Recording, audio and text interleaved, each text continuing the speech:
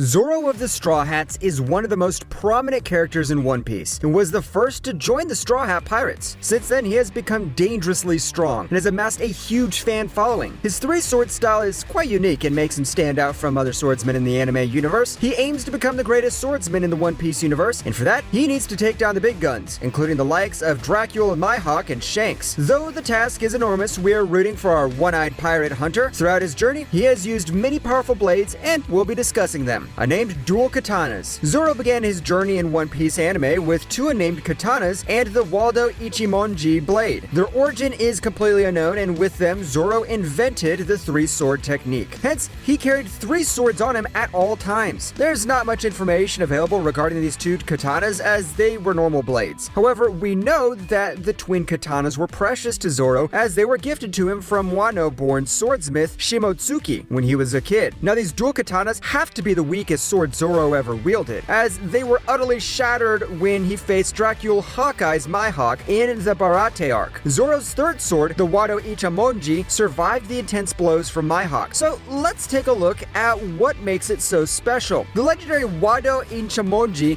has been a part of Zoro's sword arsenal since day one. It belongs to the 21 Great Grade Swords collection, which is only inferior to the Supreme Grade Sword. Its story dates back to Zoro's childhood. It was forged by the legendary Shimotsuki Kozaburo, who also forged Enma, and has been in the possession of Kiona, Zoro's childhood friend, and her family. A lot of information regarding this blade was revealed recently in the Wano Country arc. This sword was originally supposed to be passed down to Kuina, who defeated Zoro several times at the dojo and wanted to become the world's greatest swordsman, but she was defeated by a flight of stairs. Zoro then requests Wado Ichamanji from his master to fulfill Kuna's dream, who gives it to him. He then promises himself to become the world's greatest swordsman. To this day, Zoro uses Wado Ichamanji. As mentioned above, this was the only sword that could withstand Mihawk's supreme grade Yoru blade strikes, and as he promised, Zoro would likely carry this blade to the conclusion of the voyage. Sandai Kitsu is classified as a grade blade, even though it's a named blade with lowest quality Zoro has ever used. Ex-shogun Wano Country and a famed swordsmith Kozuki Suzakiyaki crafted this sword. It's a part of Kitsu trio and is the weakest of the three. After his ill-fated duel with Mihawk and losing two of his katanas, Zoro went on shopping for more in Logtown. When Zoro impressed the arms merchant Ipponmatsu with his skills, he handed Zoro this blade for free, along with the Yubashiri sword. It's cursed just like the other Ketitsu sword. It's said that whoever wields a Ketitsu sword will die an ugly death. This sword is particularly hard to master, at least according to Zoro himself. Zoro tested his luck against this cursed sword by throwing it up in the air and holding his arm out. He wanted to see if the sword could cut off his arm, but in the end, Zoro won with his luck as the sword landed smoothly without hurting him. This is rather impressive, as the Sandai Kitsu is known for its sharpness and bloodthirst. Zoro has learned how to control this sword and still carries it with him to this day. After witnessing Zoro's feat, the owner of the katana shop decided to give their family heirloom to Zoro for free. That family heirloom is Yubashiri. It is one of the 50 skillful grade blades, which are swords of high quality but still rank under the 21 great and 12 supreme grade blades in One Piece. Zoro called it Yubashiri a very easy sword to control as it was lightweight but still had the sharpness to cut through a sea train carriage without much effort. As great as this sword sounds, unfortunately it didn't stand with Zoro for long. During their raid in Eni's lobby to rescue Nico Robin, Zoro fought Shu, a marine captain who had eaten the rust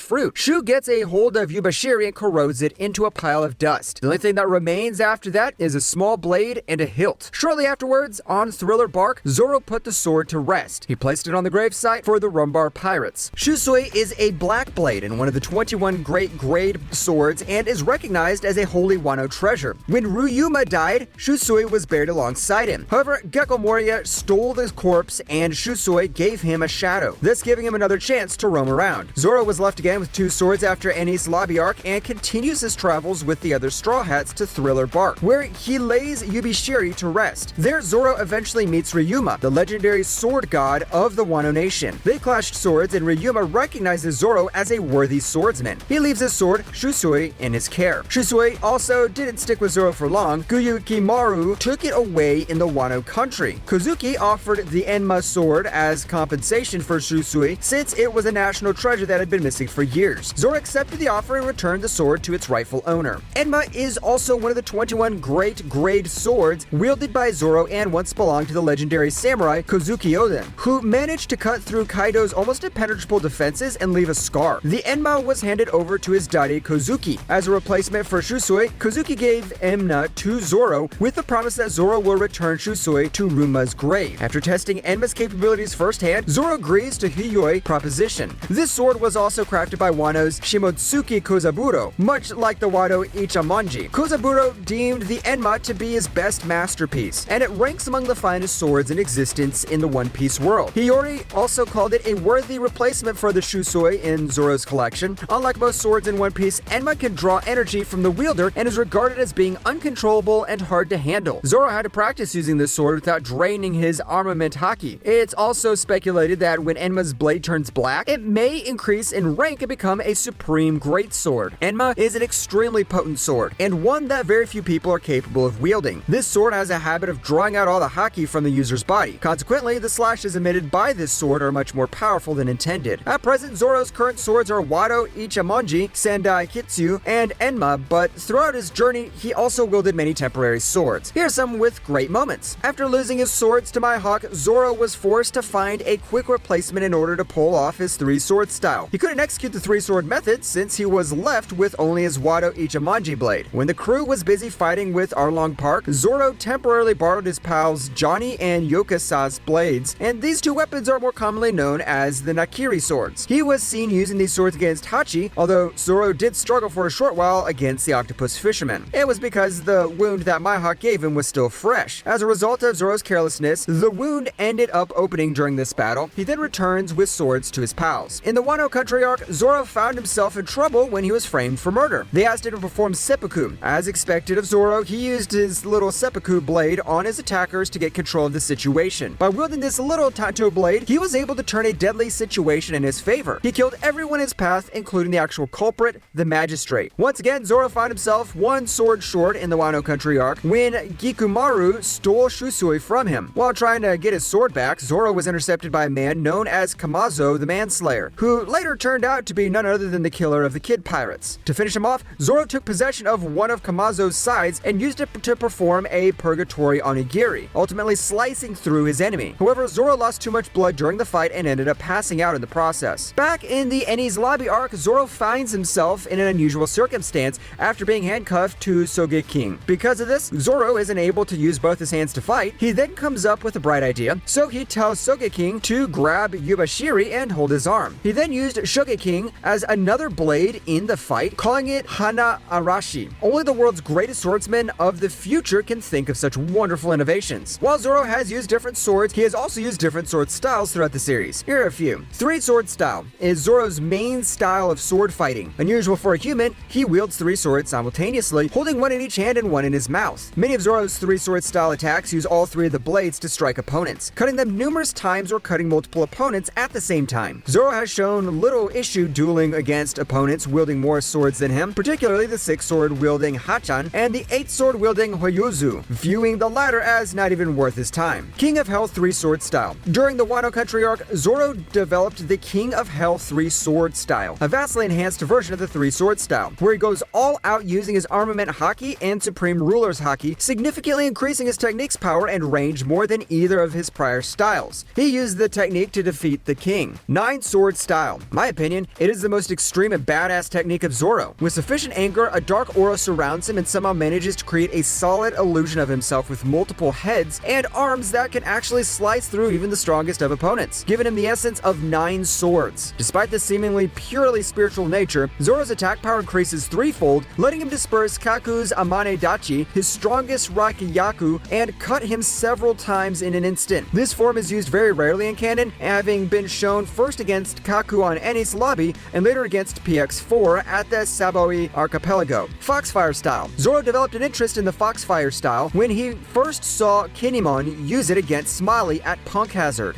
Later during the battle against Kaido and Big Mom at Onigashima, it was revealed that Zoro stole this technique. He could cut through flames and was able to split the sun Prometheus in half. Despite being his first time using it, Zoro has proven himself quite adaptable to using it. He even was able to slice through Kaido's Bolo Breath, then incorporating it into his sword styles without much difference between them. Zoro then sliced through King's strongest technique, Omori Karyudan, and later himself, thus defeating him. Hope you liked the video. Thank you for watching. Signing out, Aniverse.